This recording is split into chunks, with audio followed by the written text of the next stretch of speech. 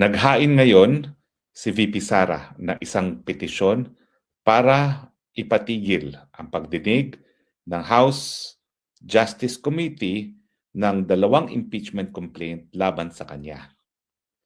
Ang unang basihan, ito ay pinagbabawal ng saligang batas, lalong-lalo na dahil yung naunang 2 impeachment complaints na hindi sinama ng House Justice Committee sa pagdinig ay na-dismiss, and therefore lahat ng mga proceedings ngayon sa Kamara de Representante ay labag sa saligang batas dahil ito ay hinain sa loob ng 1 taon kung kailan pinagbabawal ang paghain ng isang impeachment complaint matapos na meron nauna ng impeachment complaint na nasampa. Pangalawa, sinasabi rin ni VP Sara na dapat ipatigil ang pagdinig dahil lumalabag sa jurisdiksyon ang Kamara de Representante dahil sila ay nagko-conduct ng mini trial at ang trial sang-ayon sa saligang batas ay dapat sa Senado lamang mangyari. Ang lengguwahe na ginamit ng saligang batas, the Senate shall be the sole judge. Pangatlo, dahil nag-i-issue ng supinas ang Kamara de Representante at sila ay hahanap ng ebidensya at magtatanong sa mga testigo na hindi naman po kasama sa complaints na dinidinig ngayon ng Kamara de Representante, ito ay labag din sa salaging batas dahil ito ay fishing expedition na walang kinalaman sa form or substance ng impeachment complaint at ng probable cause na siyang dahilan para maisampa ang impeachment dyan po sa Senado. Dahil dito sa mga kadahilanan ito, hinihingi ni VP Sara na mag-issue ng temporary restraining order at matapos madinig ang kaso, gawing permanente ang restraining order laban sa Kamara, laban sa House Committee on Justice para nga po mapatigil ang pagdinig dito sa impeachment complaints laban kay VP Sara. Naniniwala po ako na ang mga basihan ni VP Sara sa paghain ng kaso ay ayon sa ating saligang batas at naniniwala po ako bilang isang dating profesor ng constitutional law, international law, and mahigit na 30 years of constitutional law practice na dapat lamang talagang ipatigil ang ginagawang pagdinig ng Kamara de Representante na hindi po siya talaga kabahagi ng impeachment, kundi kabahagi lamang ng isang pamamaraan para sirain ang pagkatao ni VP Sara.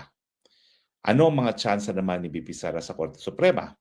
Well, marami na pong kasong na-desisyonan ang Korte Suprema pagdating sa kung paano talaga dapat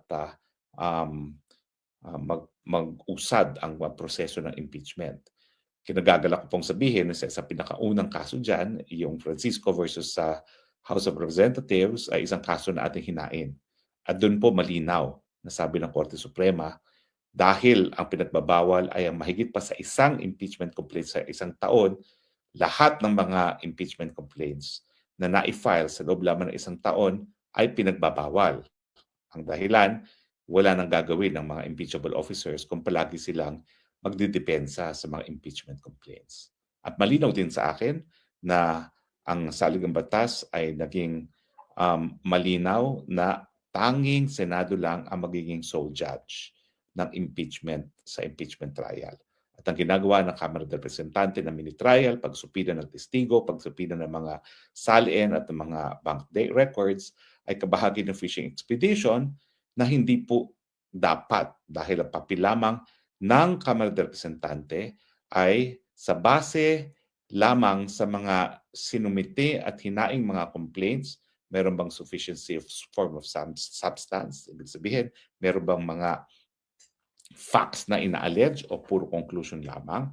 At kung aaminin natin ang mga sinasabi ng mga reklamo, ito ba ay dapat or ito ba ay constituting impeachable offenses? Ito ba ay napakaseryoso para sila ay mag-impeachable offenses na magiging dahilan para nga po matanggal ang nakaupong Vice President?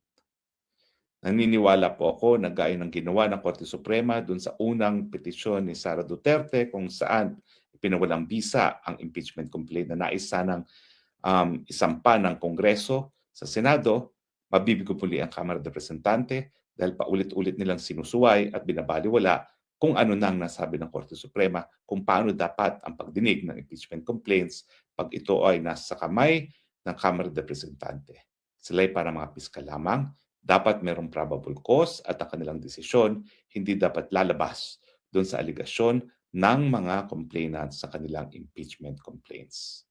Harinawa, sana po ay panindigan muli ng Korte Suprema ang kanyang katungkulan na itaguyod ang ating pinakamataas na batas sa ating bayan, yan po ang ating saligang batas.